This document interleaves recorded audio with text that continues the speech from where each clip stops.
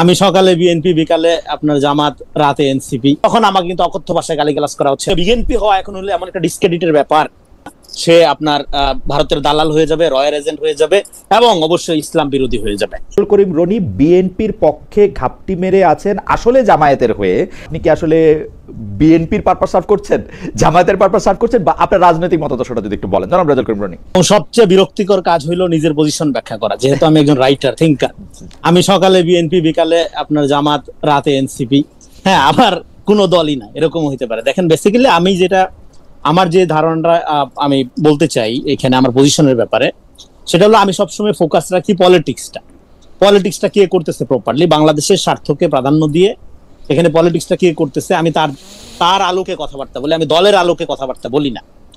আর এখন যেটা হচ্ছে, হ্যাঁ, আমি যখন 13-14 সালে জামাত ইসলামের এই আপনার নেতাকর্মীদের যেভাবে ত্রুটিপূর্ণ বিচারিক প্রক্রিয়ায় হাসিনা যেটা বিচার নিয়ে রাজনীতি করার চেষ্টা করলো, তখন যখন আমি এটার সমালোচনা করলাম, তখন কিন্তু আমাকে জামাতের দালাল বলা হয়েছে।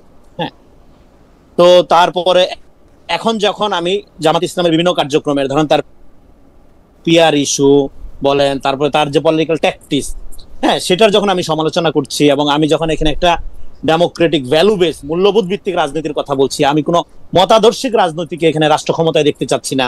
আমার প্রথম থেকে পজিশন সেটা ছিল যে রাষ্ট্র হবে ভ্যালু বেস, ইডিওলজি বা মতাদর্শ থাকবে সমাজে।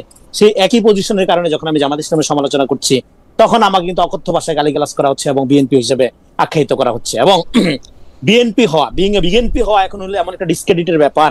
ঠিক আওয়ামী লীগের আমলে যেরকম আপনার জামাত বিএনপি ট্যাগ করে আপনাকে এলিমিনেট করার একটা সংস্কৃতি ছিল, এখন কেউ যদি বিএনপি হয় তাহলে অ্যাজ ইফ তার আসলে কথা বলার কোনো রাইট থাকবে না, সে আপনার ভারতের দালাল হয়ে যাবে, রয়্যাল এজেন্ট হয়ে যাবে এবং অবশ্যই ইসলাম বিরোধী হয়ে যাবে। এই যে ন্যারেশন, এই ন্যারেশনের বিরুদ্ধে আমি দাঁড়ানোর কারণে, হ্যাঁ, আমাকে যদি এখন বিএনপি পন্থী মনে হয় খুবই ভালো, কারণ আমি মনে করি এই মুহূর্তে বাংলাদেশকে সেভ করার জন্য একটা গণতান্ত্রিক, লিবারাল, ডেমোক্রেটিক, ভ্যালু বেসড মধ্যপন্থার রাজনীতি আমার লাগবে। সেটা বিএনপি করুক, এনসিপি করুক, গণসংহতি করুক, যে দলই করুক, তার সাথে তো আমার অ্যালাইন হবে, কাছাকাছি হবে। দেখেন, আমি অলওয়েজ ফোকাস দেই রাজনীতি এবং দল আলাদা করি।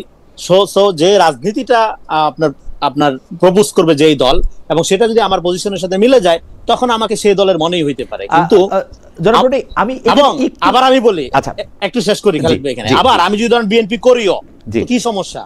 ধরেন আমি বিএনপি করি, যারা অভিযোগ করছে, হ্যাঁ উনি, বা ধরেন আমি জামাত করি, তো কি সমস্যা? একজন রাইটার অলওয়েজ ডেঞ্জারাস। সে যখন মিথ্যা বলে সে ডেঞ্জারাস, যে সে যখন সত্য বলে তখনও সে ডেঞ্জারাস। ফলে আমি কোন দল করি এটা ইম্যাটেরিয়াল আপনাদের জন্য, যারা দর্শক শ্রোতা বা আমার পাঠক, আপনারা যারা আমার কথা শুনবেন বা গুরুত্বপূর্ণ মনে করবেন, আমি কি খাই, কোন বাজার করি, হ্যাঁ,